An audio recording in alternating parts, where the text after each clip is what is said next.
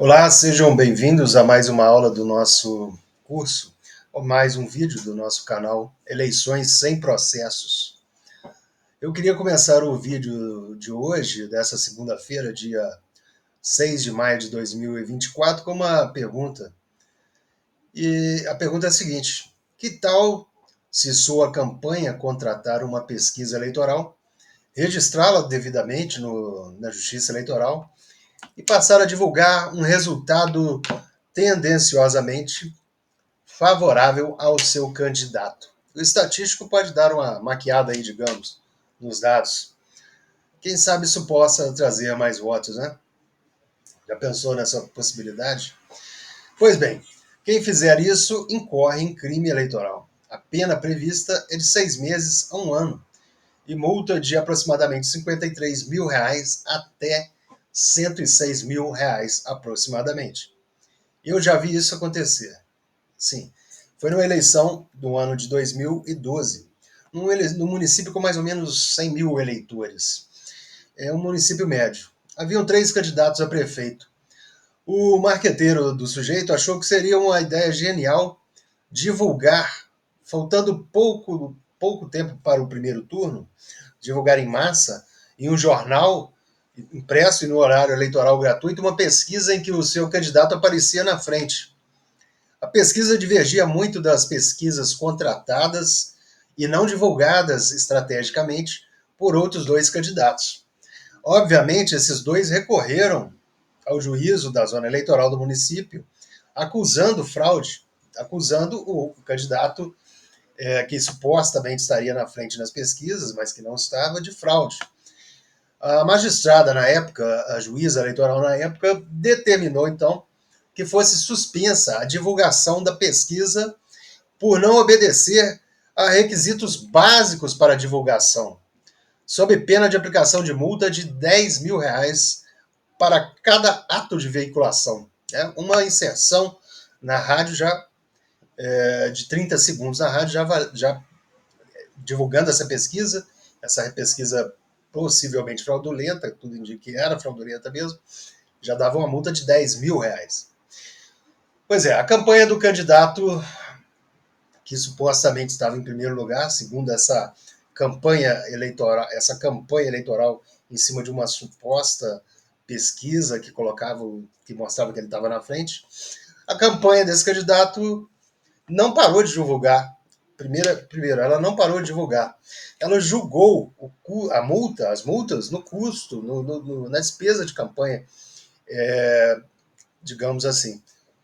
Acho que até na prestação de contas viria essa despesa, mas eu acho que recorreram antes e conseguiram anular a multa por vícios processuais, né? Porque é muito comum que, aproximando-se a data das eleições, um volume de processo muito grande venha para o juiz decidir uma grande quantidade de pedidos liminares, e nisso pode passar um ou outro detalhe processual que vai inquinar de vício o processo, a impugnação, no caso aí, que foi a impugnação a uma divulgação de pesquisa eleitoral. Então, vieram as eleições e o resultado foi o que as pesquisas contratadas pelos outros 2 candidatos já apontavam.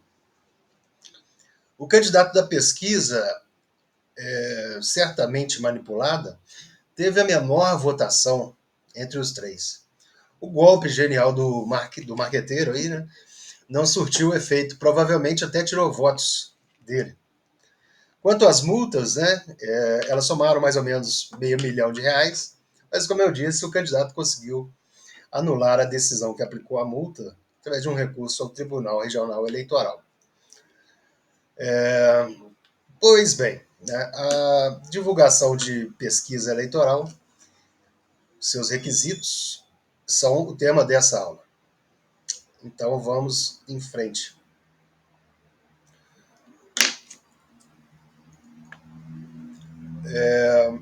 Vou falar de 2 tópicos, na verdade, nessa aula, né? Dos requisitos para o registro e dos requisitos para a divulgação, ok? São o que importa nesse momento. Bom, as pesquisas já estão sendo feitas desde 1º de janeiro deste ano, né? É isso mesmo, né?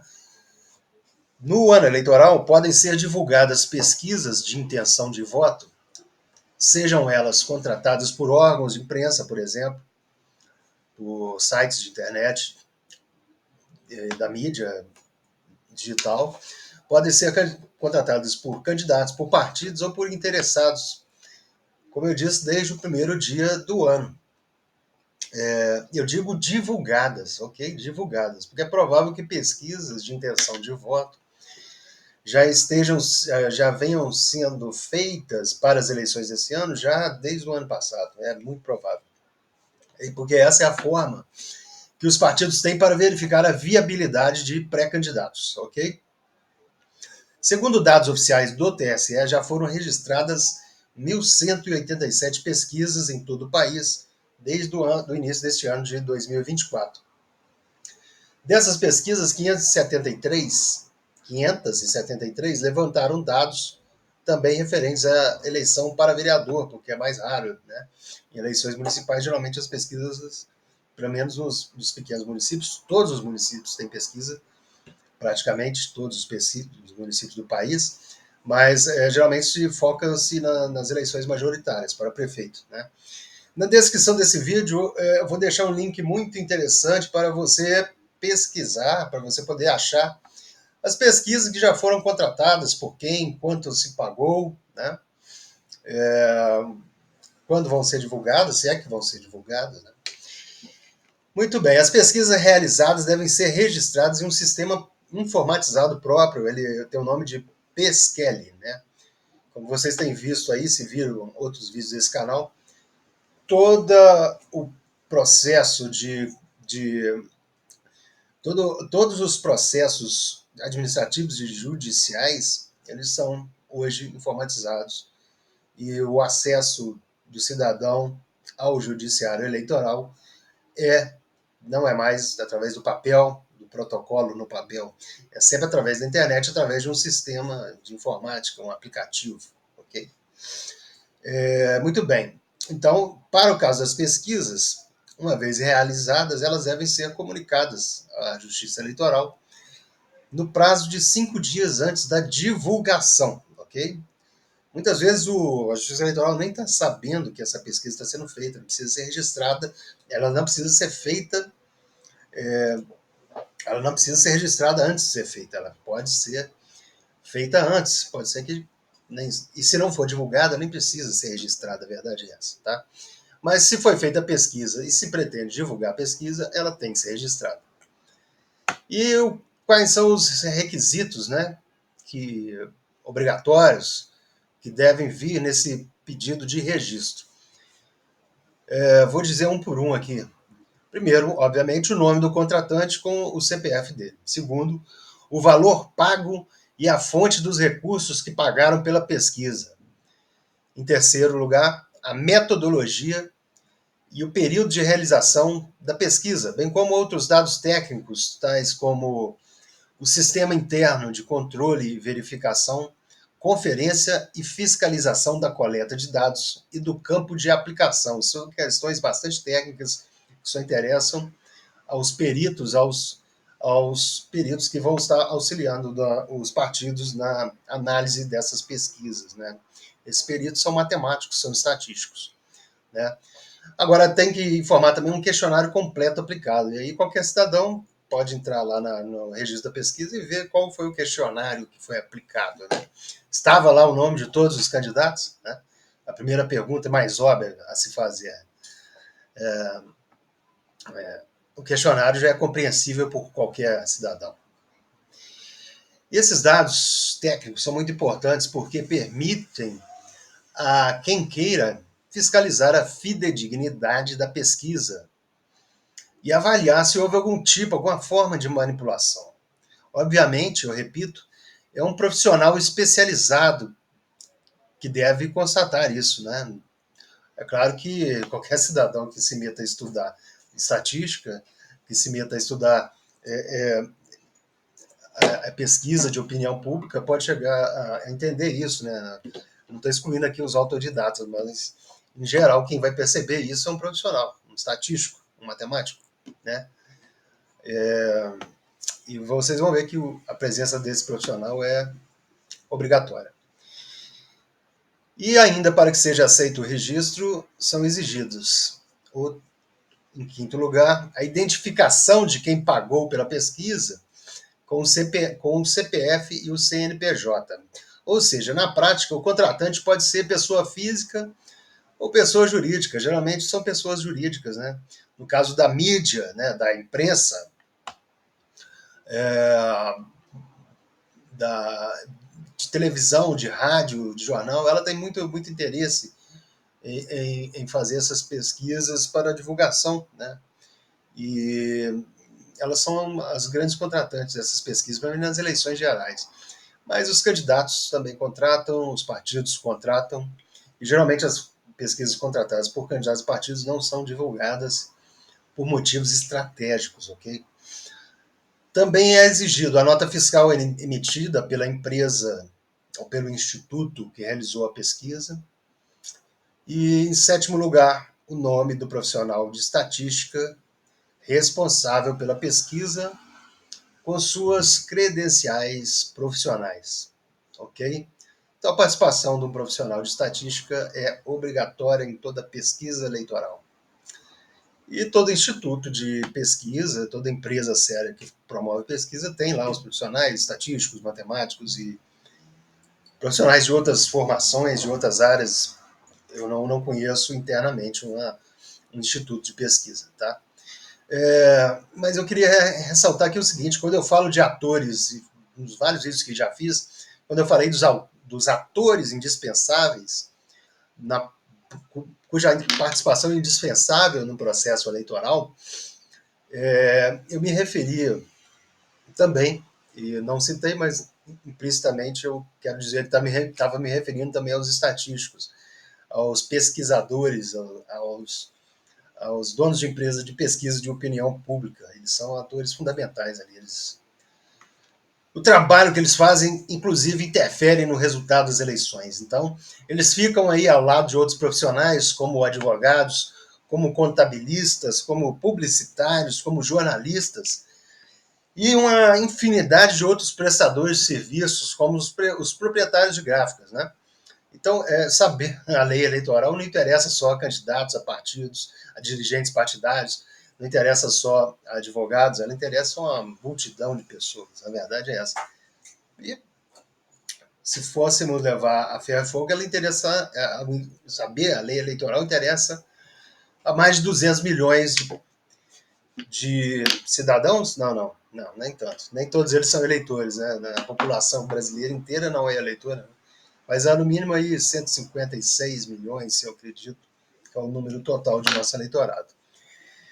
Mas a esmagadora maioria dos eleitores certamente não vai procurar se informar sobre a lei eleitoral em seus detalhes, ok?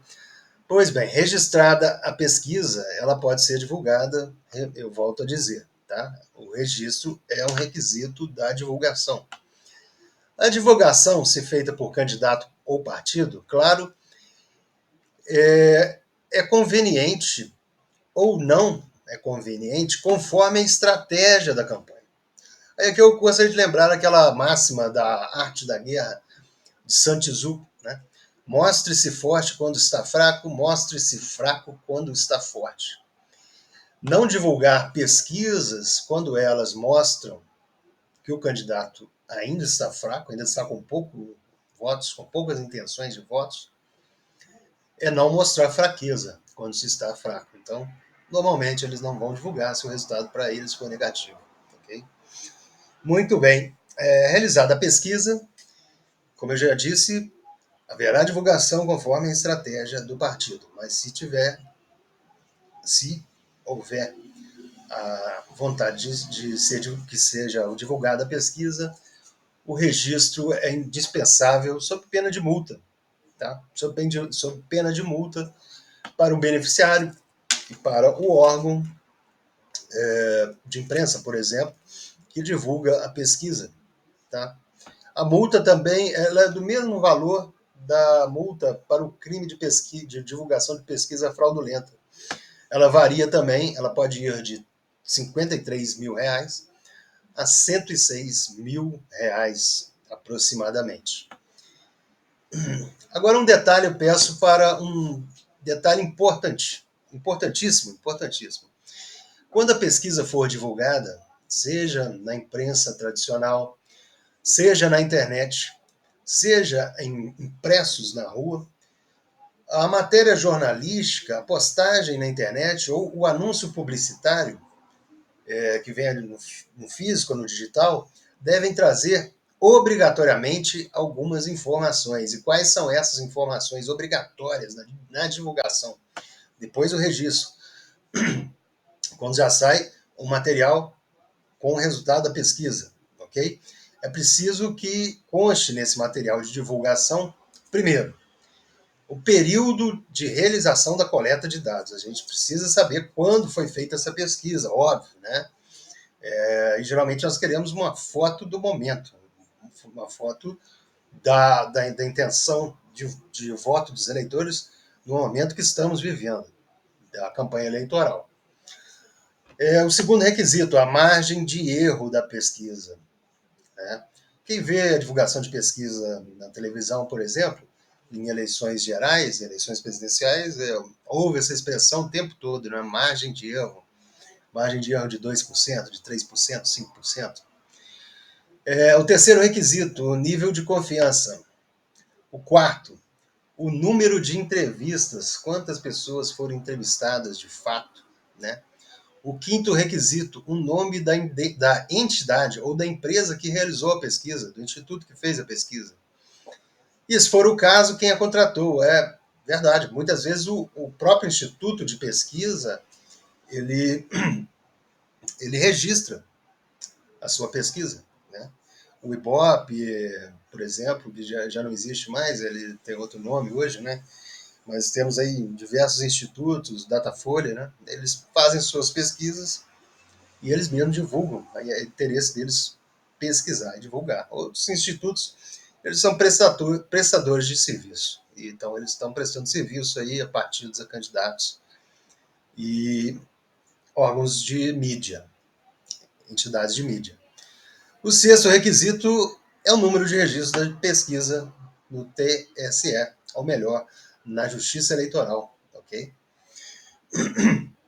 No caso concreto que eu trouxe no início desse vídeo, na falta de prova da fraude que era alegada pelos adversários daquele candidato que dizia estar na frente de todos, mas não estava, não se tinha prova no pedido de impugnação, não se tinha prova da fraude, né, da irregularidade da pesquisa, porque demandaria uma demonstração técnica, né, uma demonstração técnica complexa, que não é compatível com o rito de uma impugnação, que é muito rápido.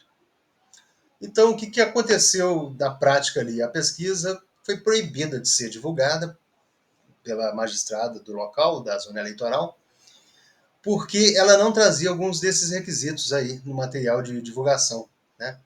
Os requisitos de divulgação, não os requisitos de registro. Ora faltava o número de entrevistados, ora faltava o número do registro da pesquisa, etc., que estava registrado. Muito bem. Nós estamos terminando já, mas antes eu quero falar das impugnações.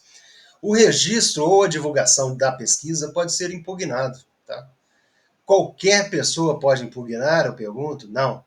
Apenas os candidatos, os partidos políticos, as federações partidárias e o Ministério Público em nome da sociedade, em nome do eleitorado. Okay? No momento, não temos candidatos nem coligações, então, por enquanto, se não são os próprios institutos que estão fazendo a pesquisa, que estão promovendo a pesquisa, bancando a pesquisa para ser divulgada, quem as está contratando, até essa data de hoje, em que gravo esse vídeo, dia 6 de maio de 2024, são os partidos e as federações. Tá? Quem pode impugnar as pesquisas nesse momento são os partidos e as federações e o Ministério Público. Tá? Um detalhe: a impugnação é um processo judicial. Um detalhe importantíssimo.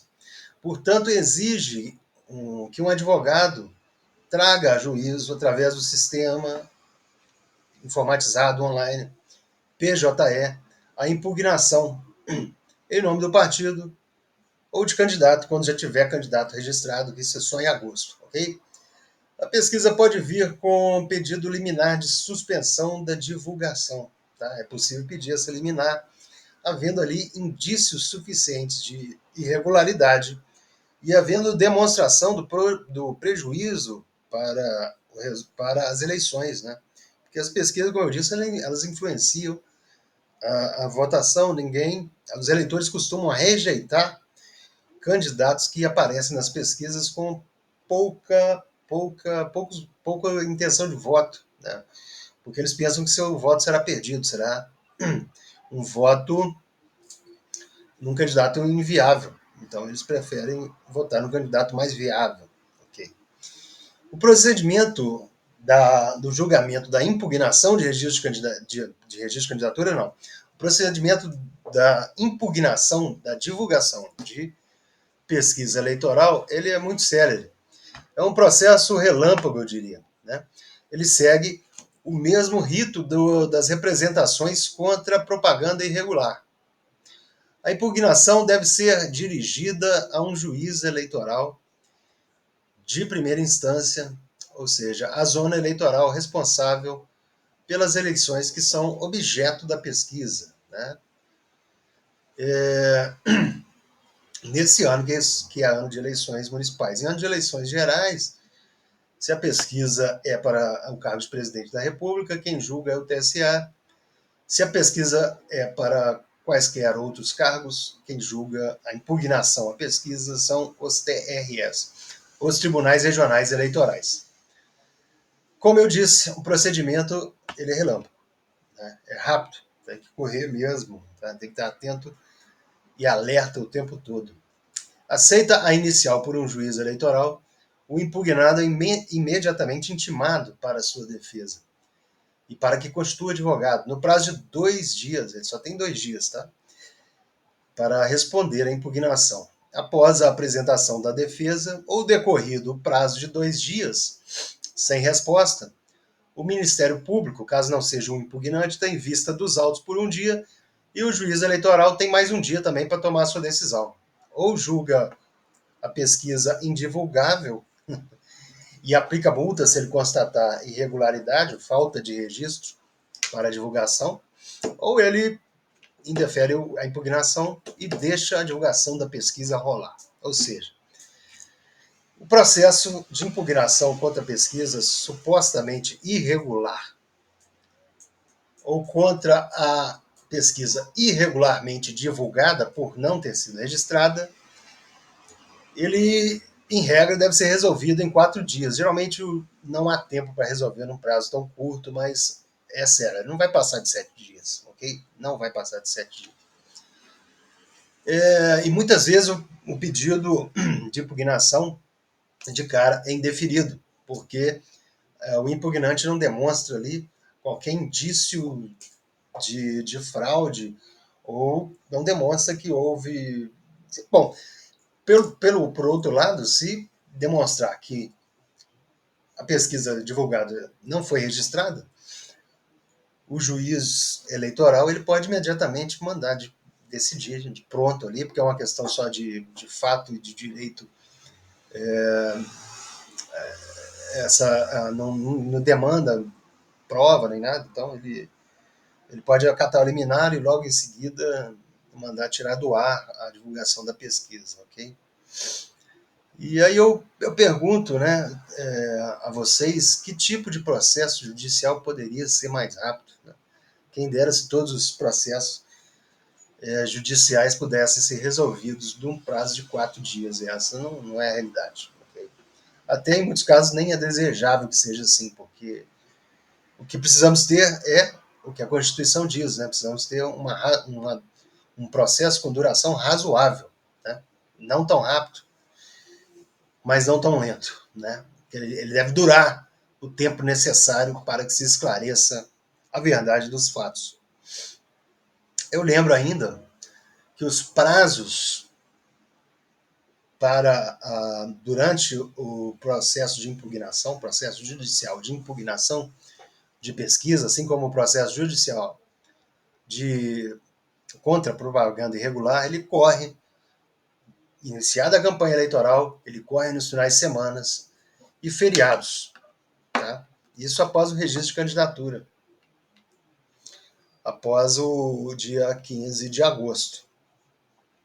Contra a decisão na impugnação, cabe recurso ao Tribunal Regional Eleitoral da respectiva zona no prazo de um dia. Muito bem, antes de terminar essa videoaula, eu quero tratar de apenas mais um tópico. E é um tópico importante. Tenho visto aí na internet dúvidas relevantes sobre esse tema, né? Que é o tema das enquetes. Vamos ser sucintos. O que difere uma pesquisa eleitoral de uma enquete? A partir de 15 de agosto, presta atenção, 15 de agosto, o último dia para o registro de candidatura, é proibido fazer enquete sobre o processo eleitoral. É o que a lei diz, tá? Ainda não chegamos a esse ponto, então agora pode fazer enquete. Ok? Mas, enfim, o que é enquete para a lei eleitoral? No que ela difere da pesquisa de intenção de votos eleitoral? Bom, uma boa definição, acredito, é a seguinte: a enquete é uma pesquisa de intenção de votos amadora, pô. Ela não utiliza um método científico para sua realização, um método que seja aplicável por matemáticos e estatísticos, que seja admitido por eles, ok? Se você tem um canal no YouTube, digamos, por exemplo, se você tem um perfil em rede social, se você tem um site e joga lá um formulário, tipo o Google Forms, perguntando aos seus seguidores em quem vão votar, você está fazendo uma enquete. Isso é uma enquete. Mas, e pior, está fazendo uma enquete provavelmente dentro de uma bolha que vai trazer um resultado completamente enviesado. E a enquete é proibida justamente por isso, porque pode confundir o eleitor. Porque ela geralmente, quase sempre, é contaminada por vieses. Se a enquete, por exemplo, entrevista desproporcionalmente eleitores de uma dada região da cidade, em que determinado candidato tem mais votos, e entrevista proporcionalmente menos eleitores, ainda que de boa fé, ainda que o responsável pela enquete esteja de boa fé, mas ele não calcula exatamente a proporcionalidade de entrevistas que deve ter em cada região da cidade, digamos. O que vai acontecer? Né? Nós vamos ter o caso clássico de uma pesquisa tendenciosa. É uma pesquisa que não reflete a real vontade do eleitor naquele exato momento em que a pesquisa é realizada. Então, o recado final dessa videoaula é para o cidadão comum. Né? Iniciado o período de campanha eleitoral, não faça na internet, principalmente na internet, nenhum tipo de enquete sobre o resultado das eleições. Ok? Não deixe de ter dor de cabeça com aplicação de multas com processos eleitorais. No mais, eu termino esse vídeo dizendo que há links na descrição do vídeo que podem ajudar a entender melhor, se aprofundar sobre esse tema das pesquisas eleitorais e das enquetes, ok? Convido a quem chegou a esse vídeo e pela primeira vez a se inscrever no canal. Convido também a que ativem o sinal de notificações, a que compartilhem o vídeo e que, se possível, assistam a playlist que vai ter logo após esse vídeo. Eu vou fazer um upload do último vídeo do curso, que tem o mesmo nome do canal, Eleições Sem Processo, que na prática, é um curso condensado de direito eleitoral, ok? Que trata de cada tema, de cada etapa do processo eleitoral, ok? E vou continuar fazendo upload às segundas-feiras de temas importantes no momento que estivermos vivendo, no momento do ciclo eleitoral em que estivermos vivendo. Okay? Posso, eventualmente, trazer vídeos fora desse dia da segunda-feira também, mas o compromisso fica para segunda-feira até o fim desse ano, ou melhor, até acabar o processo eleitoral. Eu continuo com esse compromisso de trazer um vídeo nas segundas-feiras. E, por fim, eu peço, por favor, mais importante de tudo, mandem perguntas, botem comentários aí na área de comentários. É isso, por hoje é só.